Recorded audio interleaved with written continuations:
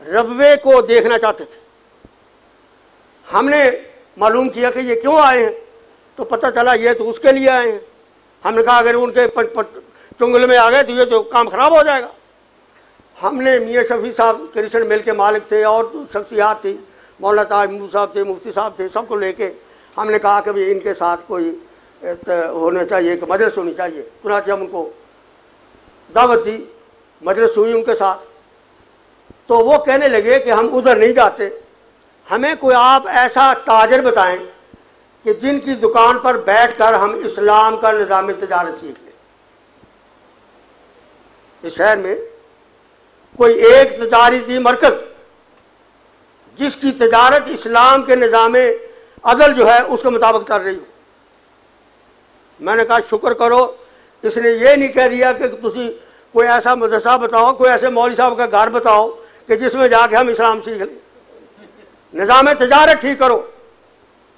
نظام زراعت میں ایک بات کہہ کے اللہ کے پیغمبر صلی اللہ علیہ وسلم کی حدیث مبارک ہے کہ جب یہ عراق وغیرہ بڑے علاقے خیبر سب فتح ہو گئے تو زمینیں آ گئی مسلمانوں کے پاس۔ رسول کریم صلی اللہ علیہ وسلم نے زمین کا ایک ٹکڑا حضرت بلال بن حارث رضی اللہ تعالیٰ عنہ کو دیا، اس کو کاشت کرو۔ انہوں نے کچھ حصہ کاشت کر لیا اور کچھ چھوڑ دیا، آپ کا وصال ہو گیا۔ بعد میں حضرت صدیق اکبر رضی اللہ تعالیٰ عنہ کے سامنے کسی نے اعتراض کیا کہ امیر المومنین یہ جو بلال ہیں، یہ جو زمین کا ٹکڑا خالی پڑا ہے، یہ کاشت نہیں کرتا۔ ان کو بلایا گیا تو انہوں نے کہا کہ آپ کون ہیں پوچھنے والے امیر المومنین؟ یہ تو مجھے رسول کریم صلی اللہ علیہ وسلم نے دیا تھا۔ حضرت صدیق اکبر رضی اللہ تعالیٰ عنہ خاموش ہو گئے۔ اس کے بعد پھر حضرت عمر رضی اللہ عنہ کا زمانہ آیا، ان کے سامنے پھر اس کا اعتراض ہو گیا کہ امیر المومنین یہ رقبہ نہیں کاشت نہیں کرتا۔ تو حضرت عمر نے بھی ان کو ذرا سختی سے ڈانٹا کہ تو بھی یہ کاشت کرو۔ تو ایک صحابی رسول صلی اللہ علیہ وسلم نے کھڑے ہو کے کہا کہ میں نے رسول کریم صلی اللہ علیہ وسلم سے سنا ہے کہ جو آدمی 3 سال تک کاشت نہیں کرتا فلیس لہ حق بعد ثلاث، 3 سال کے بعد اس کا حق ملکیت سخت ہو جاتا ہے۔ پاکستان میں کتنی زمینیں ہیں جو بے کاشت پڑی، وہ کاشتکاروں کو دو۔ الارض لمن زرعھا، زمین اس کی ہے جو کاشت کرتا ہے۔ عادلانہ نظام یہ ہے کہ کاشت ہماری صحیح ہو، تجارت صحیح ہو، دینی مدارس صحیح ہوں، دینی جماعتوں میں اتحاد ہو، علماء بیٹھ کے سوچیں کہ جو آج جو آندھی آ رہی ہے اس سے بچنے کا حل کیا ہے۔ کوئی میٹنگ نہیں ہوئی۔ لاہور میں واقعات کتنے ہوئے ہیں، کسی جماعت نے اجلاس نہیں بلایا۔ تو میں یہ دعوت فکر دیتا ہوں کہ جو آپ نے یہ کہا یہ ایسا تو نہیں ہے نا، ان کے تصور سے مقدر خود بخود ان کے تصور سے سنور جاتا ہے۔ ہم نے اپنے مقدر کو سنوارا تو نہیں۔ وہ ہمارے ایک شاعر تھے، اس کا شعر ہے نعتیہ غیر مسلم کہ عشق ہو جائے کسی سے کوئی چارہ تو نہیں، صرف مسلم کا محمد پہ اجارہ تو نہیں، مجھ گناہ گار کو حشر میں جنت ہو نصیب، کملی والے کا کہیں اس میں اشارہ تو نہیں۔ خود بخود ان کے تصور سے سنور جاتا ہے۔ ہم نے اپنے مقدر کو سنوارا تو نہیں۔ بے مقدر جو ہے پاکستان کا، اس کو سنوارنے کے لیے عملی جدوجہد کیا ہے، اس کی کوشش کرنی چاہیے۔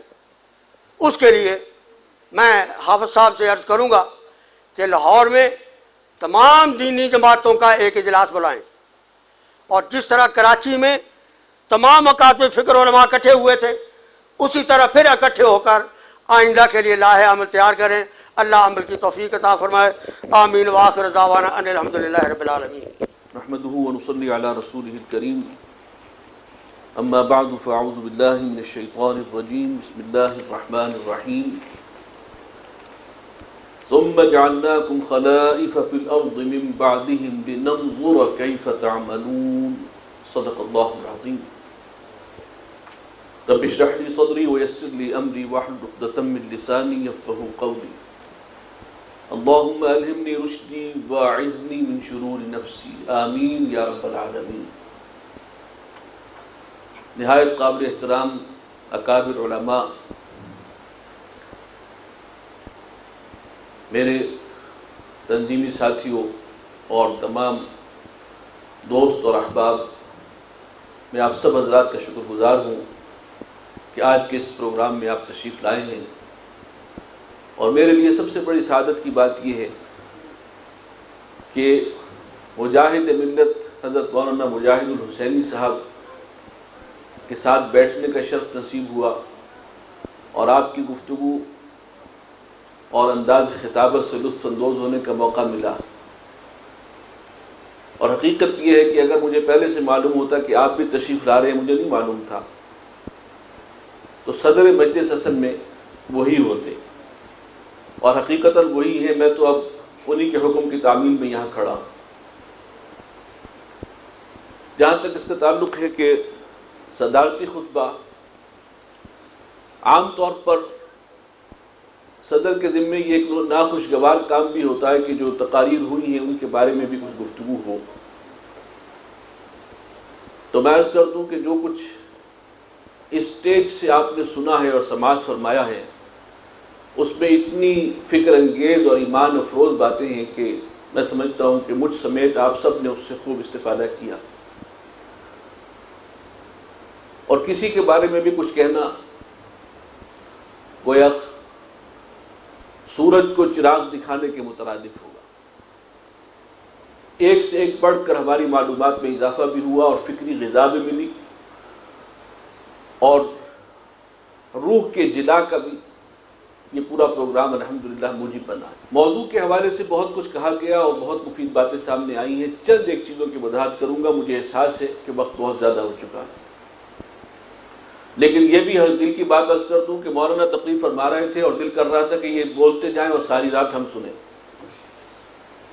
اور اس عمر میں اس جذبے کے ساتھ اور پوری ایک تاریخ انہوں نے ہمارے سامنے رکھ دی ہے۔ یہ بہت بڑی متاع ہے جو آج ہمیں حاصل ہوئی۔ اللہ تعالیٰ مولانا کی سایہ دیر تک ہم پر سلامت رکھے، اور آپ کی دعائیں جو ہیں وہ ہمیں حاصل رہیں، اور آئندہ بھی ہمیں آپ سے استفادے کا موقع ملتا رہے۔ دیکھیے، آج کا عنوان بڑا بانی خیز ہے، پاکستان کا مقدر اسلام کا نظام عدل اجتماعی۔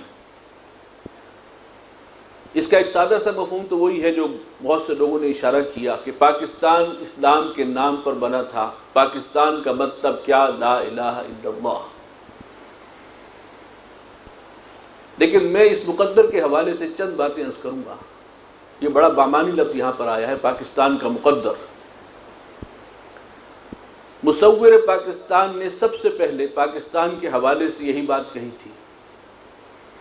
1930 کے خطبے میں جب تصور پاکستان پہلی مرتبہ انہوں نے دیا تو ان کے الفاظ بڑے معنی خیز تھے۔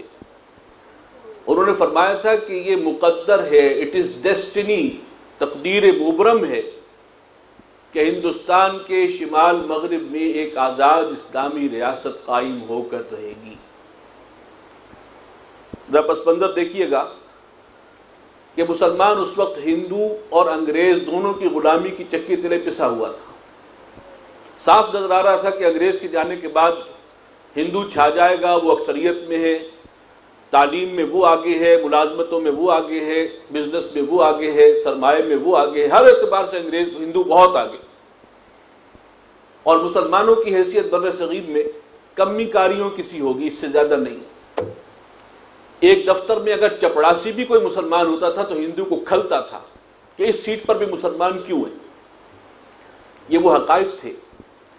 ایسے میں وہ شخص جو ہے وہ دیکھ رہا ہے مستقبل میں۔ علامہ اقبال مفکر و مصور، بلکہ بانی محترم رحمہ اللہ فرمایا کرتے تھے وہ مبشر پاکستان تھے، انہوں نے خبر دی تھی، تجویز پیش نہیں کی تھی، وہ دیکھ رہے تھے، وہ ویژنری تھے۔ خود فرماتے ہیں کہ آب روان کبیر تیرے کنارے کوئی دیکھ رہا ہے کسی اور زمانے کے خواب۔ وہ خواب کیا دیکھا تھا کہ فرمایا کہ تقدیر مبرم ہے کہ ہندوستان کے شمال مغربی خطے میں ایک آزاد مسلمان ریاست قائم ہو کر رہے گی، ڈیسٹنی۔ اور ساتھ ہی مزید فرمایا کہ اگر ایسا ہو گیا تو ہمارے لیے ممکن ہوگا کہ اسلام کے اصل چہرے کو آج نوع انسانی کے سامنے پیش کریں، اور عرب ملوکیت میں جو اسلام کے خوشنما چہرے پر داغ دھبے پڑ گئے تھے انہیں دور کر کے اسلام کا رخ روشن